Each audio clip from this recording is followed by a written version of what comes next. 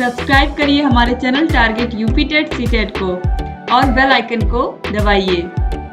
Hello friends, मैं रेनू स्वागत करती हूँ आप सभी भावी अध्यापक एवं अध्यापिकाओं का आपके अपने channel target UP TET CTET में।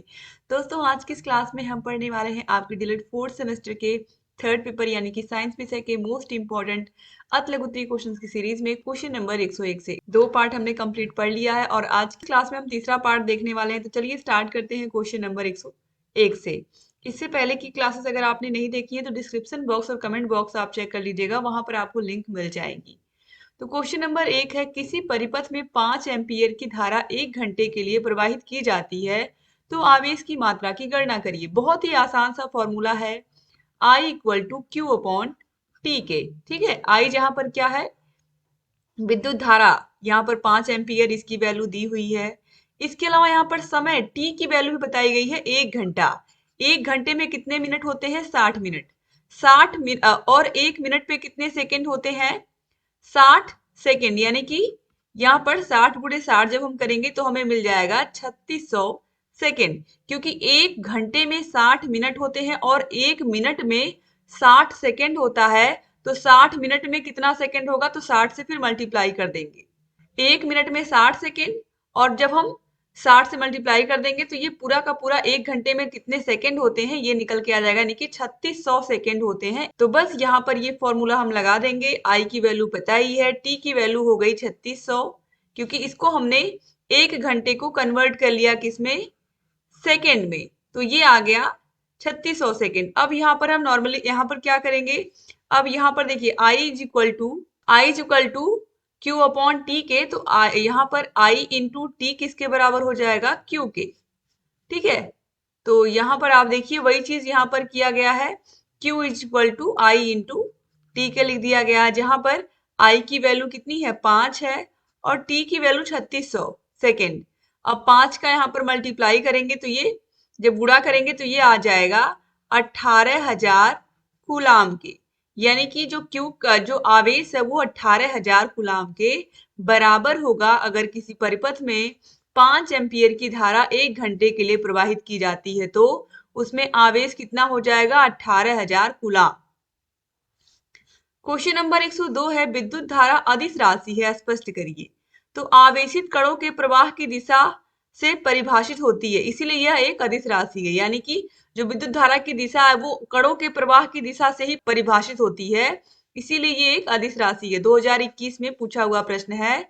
क्वेश्चन नंबर 103 है, HIV पॉजिटिव व्यक्तियों का पता लगाने के लिए किस परीक्षण को किया जाता है, या उसका नाम बताइए। तो HIV वायरल लोड टेस्ट, इसके अलावा एलिसा परीक्षण भी किया जाता है एड्स का पता लगाने के लिए। कहीं कहीं एलिसा पूछता है, तो ये भी अगर आप लिखोगे तो सही ही होगा। क्वेश्चन नंबर 104 है, प्राथमिक उपचार के किन्हीं 2 उद्देश्यों को लिखिए। तो पहला है, प्राथमिक उपचार संक्रमण होने की संभावना को कम करने में मदद करता है।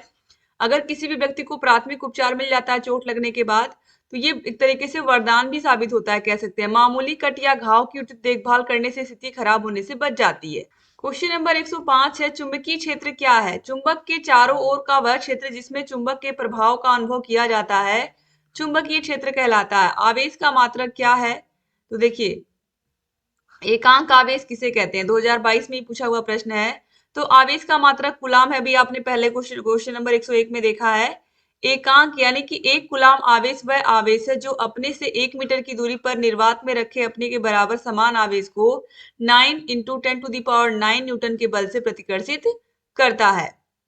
क्वेश्चन नंबर 107 है, ओम के नियम को परिभाषित कीजिए तथा प्रतिरोध व विद्युत में क्या संबंध है। B equal to I R, ये तो आपने पढ़ा ही है। तो प्रतिरोध R के साथ V विभवांतर का स्रोत लगाने पर उसमें विद्युत धारा I प्रवाहित होती है। ये तीनों राशियां ओम के नियम का पालन करती हैं। ठीक है, तो V equal to I into R के होता है। क्वेश्चन नंबर 108 है, आवर्त तथा वर्ग से क्या समझते हैं आप, 2022 में पूछा हुआ प्रश्न है।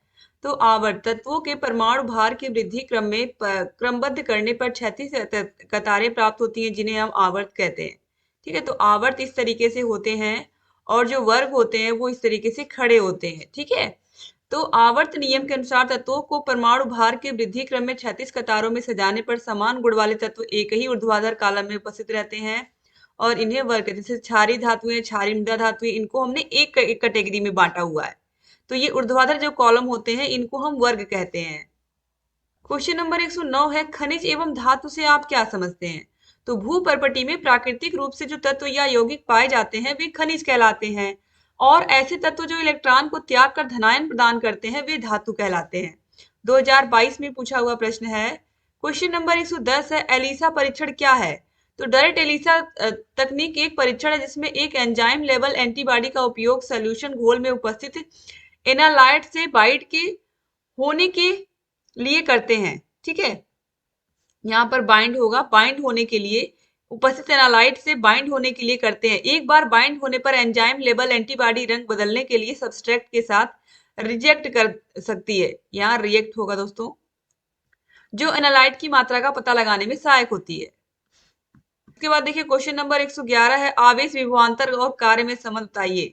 तो विभवांतर बराबर कार्य बटा आवेश के, यानी कि V इक्वल टू यहाँ पर हो जाएगा W अपॉन Q के। क्वेश्चन नंबर 112 है, मेंडलीफ के आवर्त के कोई 3 दोष बताइए। तो देखिए हाइड्रोजन को क्षार धातुओं एवं हैलोजन जैसे दोहरे व्यवहार के कारण दोनों वर्गों में रखा गया है, जो कि सही नहीं है। किसी एक ही वर्ग में या तो क्षार धातुओं के साथ या हैलोजन के साथ रखना चाहिए। समस्थानिकों के लिए कोई जगह नहीं है। समान गुण वाले तत्वों को अलग अलग रखा गया, जैसे कि कॉपर, Hg, Ag और Ti, तो इनको अलग अलग रखा गया है। तो इसकी वजह से भी ये सब क्या है, दोष है मेंडलीफ की आवर्त सारणी के। क्वेश्चन नंबर 113 है, विद्युत ऋणात्मकता किसे कहते हैं? तो किसी भी तत्व परमाणु की वह क्षमता जिससे वह साझेदारी इलेक्ट्रॉनों की जोड़ी को अपनी ओर आकर्षित करता है या खींचता है, उसे उस तत्व को ही विद्युत ऋणात्मकता कहते हैं। सिंपल सी परिभाषा है इसकी कि इलेक्ट्रॉनों को आकर्षित करने की क्षमता जितनी ज्यादा होगी, उस तत्व की या उस परमाणु की जो विद्युत ऋणात्मकता है वो ज्यादा होगी। क्वेश्चन नंबर 114, स्थिर विद्युत आवेश क्या है? पदार्थों को परस्पर रगड़ने से उस पर जो आवेश की मात्रा संचित रहती है उसे स्थिर विद्युत आवेश कहा जाता है। आवेश को Q से प्रदर्शित करते हैं। क्वेश्चन नंबर 115 है, आवेश कितने प्रकार के होते हैं? तो आवेश हम सभी को पता है 2 प्रकार के, धनात्मक होते हैं और ऋणात्मक आवेश होते हैं। इसके बाद क्वेश्चन नंबर 116 है, आवेश के आकर्षण तथा प्रतिकर्षण से आप क्या समझते हैं? तो समान प्रकार के आवेश प्रतिकर्षण करते हैं, जैसे कि प्लस प्लस हमेशा प्रतिकर्षण करेंगे, माइनस माइनस हमेशा प्रतिकर्षण करेंगे अगर इनको हम साथ में रखेंगे। लेकिन अगर विपरीत आवेश है तो एक दूसरे के मध्य क्या होगा, आकर्षण होगा। प्लस और माइनस के बीच में हमेशा आकर्षण होगा, लेकिन प्लस प्लस और माइनस माइनस हमेशा क्या करेंगे, एक दूसरे को प्रतिकर्षित करेंगे, आकर्षित नहीं करेंगे। क्वेश्चन नंबर 117 पे आते हैं, आवर्त सारणी में दुर्लभ मृदा तत्व लेंथेनाइड्स के परमाणु क्रमांक लिखिए और आवर्त सारणी में इन्हें कहाँ रखा गया है? तो आवर्त सारणी में दुर्लभ मृदा तत्व यानी कि लेंथेनाइड्स 122 की परमाणु संख्या 57 से 71 के बीच है। आवर्त सारणी में इन्हें तृतीय समूह में जो कि नीचे बना होता है उसमें रखा जाता है। ठीक है, आपने देखा होगा इस तरह की आवर्त सारणी होती है, उसमें जो नीचे बना होता है इसमें इनको रखा जाता है। क्वेश्चन नंबर 118 है, एड्स विषाणु के शरीर में संक्रमण होने से किस प्रकार की कोशिकाओं की कमी होती है? तो T4 कोशिकाओं की कमी होती है। T4 कोशिकाओं की जो है वो शरीर में कमी हो जाती है। ऑलरेडी इनको आप पढ़ चुके हो। क्वेश्चन नंबर 119 है, रक्त जमने में फाइब्रिनोजेन की क्या भूमिका है, लिखिए। तो फाइब्रिनोजेन रक्त में पाया जाने वाला एक प्रोटीन है जिसकी आवश्यकता रक्त के थक्के जमने के लिए होती है। ग्लाइकोप्रोटीन के रंग में वर्गीकृत फाइब्रिनोजेन यकृत में उत्पादित होता है और चोट लगने की स्थिति में घुलनशील फाइब्रिनोजेन एक प्रकार की संरचना बनाता है और चोट पर आच्छादित हो जाता है। इसके बाद क्वेश्चन नंबर 120 है, अयस्क के सांद्रण की क्यों आवश्यकता होती है, लिखिए। सांद्रण की ये सामान्य 2 विधियां क्या है, नाम लिखिए। तो खानों से प्राप्त खनिजों में मिट्टी होती है, पत्थर होते हैं, सिलिका, बालू, अशुद्धियां पाई जाती हैं। खनिजों से इन अशुद्धियों को पृथक करना आवश्यक होता है और यह प्रक्रिया सांद्रण कहलाती है। जैसे कि हमारे घरों में अगर खरीद करके चावल या आटा या चावल आ रहा है या दाल आ रही है, तो उसको हम अच्छे से उसको फटकते हैं या उसमें से जो कंकड़ पत्थर होते हैं उनको निकाल करके तब हम बनाते हैं उस खाने को। सेम वैसे यहाँ पर भी अयस्क के सांद्रण के साथ भी होता है कि उसमें जो मिट्टी, पत्थर, सिलिका ये सब चीजें मिली होती हैं उनकी हम साफ सफाई करते हैं इनको बाहर करके। तो इनकी जो विधियां हैं, पहला है द्रव चालित धुलाई, दूसरा है छाग प्लवन विधि, तीसरा है घनत्वीय विधि, चौथा है विद्युत चुम्बकीय विधि, इसके अलावा गुरुत्वीय पृथक्करण विधि भी है। क्वेश्चन नंबर 121 है, विद्युत धारा की परिभाषा एवं मात्रा को स्पष्ट कीजिए। देखिए किसी चालक में आवेश की बहने की दर विद्युत धारा कहलाती है। यदि Q आवेश t सेकंड में बहता है तो विद्युत धारा I बराबर Q अपॉन टी के, पहले भी आपने देखा है क्वेश्चन नंबर 101 में। तो I equal to Q upon T के। तो विद्युत धारा का जो मात्रक है वो एम्पियर है, कभी कभी एग्जाम में पूछ लेता है, याद रखिएगा। क्वेश्चन नंबर 122 है, किस रुधिर वर्ग को सर्वदाता और किस रुधिर वर्ग को सर्वग्राही कहते हैं? तो सर्वदाता O है और सर्वग्राही कौन है? AB है। क्वेश्चन नंबर 123 है, ऊर्जा का सबसे बड़ा स्रोत क्या है? तो ऊर्जा का सबसे बड़ा स्रोत सूर्य है। क्वेश्चन नंबर 124 है, पारितंत्र का कार्य बताइए। तो पारितंत्र में ऊर्जा का प्रवाह, खाद्य श्रृंखला एवं खाद्य जाल, पारिस्थितिकी पिरामिड आदि। क्वेश्चन नंबर 125 पे आते हैं, पारिस्थितिकी पिरामिड के खोजकर्ता कौन है? तो चार्ल्स एल्टन। क्वेश्चन नंबर 126 है, पारिस्थितिकी पिरामिड कितने प्रकार का होता है? तो देखिए 3 प्रकार का होता है, जीव संख्या पिरामिड, जीव भार पिरामिड और ऊर्जा का पिरामिड।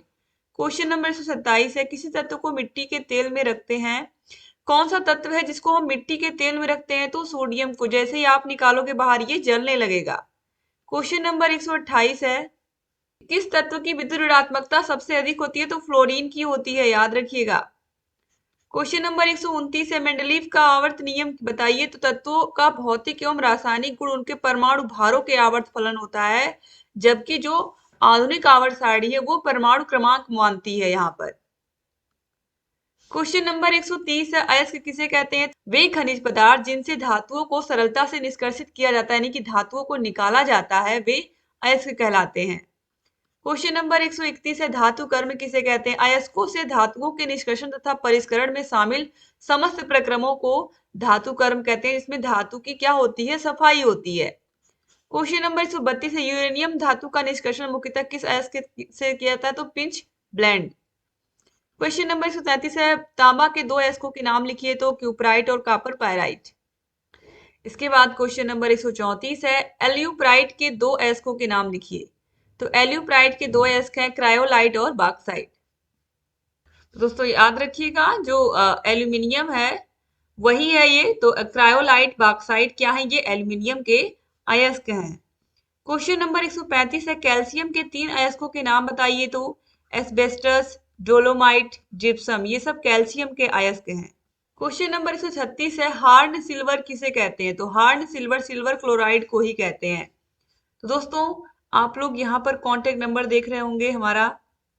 अगर आपको 4th सेमेस्टर के 8 विषयों के हाथों से लिखे हुए नोट्स चाहिए, इसके अलावा सारे विषयों के क्लासेज, सारे विषयों की मास्टर क्लासेस, सारे विषयों के चैप्टर वाइज टेस्ट, सारे विषयों के प्रीवियस ईयर क्वेश्चन पेपर्स, सारे विषयों के राजन सीरीज पवन सीरीज की ये जो आप देख रहे हो पूरी की पूरी पीडीएफ, चाहे राजन सीरीज हो चाहे पवन सीरीज हो, दोनों की ही पूरी पीडीएफ हम देते हैं। तो बाजार से ना तो आपको राजन सीरीज खरीदने की जरूरत है और ना ही पवन सीरीज खरीदने की जरूरत है।